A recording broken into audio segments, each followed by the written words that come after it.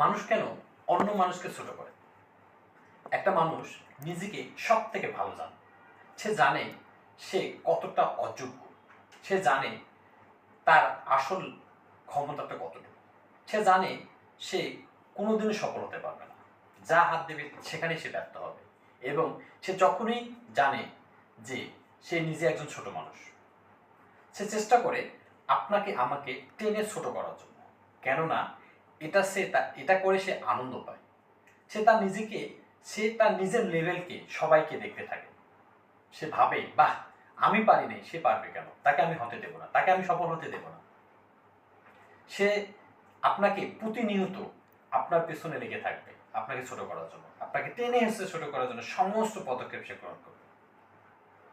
তাহলে আপনাকে যদি কেউ ছোট করে, তাহলে আপনি নিশ্চিত থাকেন এই মানুষটা আপনার থেকে ছোট। আপনার সঙ্গে কোনো কিছুতে পারছে না বলেই আপনার পেছনে লেগে আছে, আপনাকে ছোট করার চেষ্টা করতেছে। তাই তাদের কোনো কিছুতে কান দিবেন না, সামনের দিকে অগ্রসর হবে। ধন্যবাদ।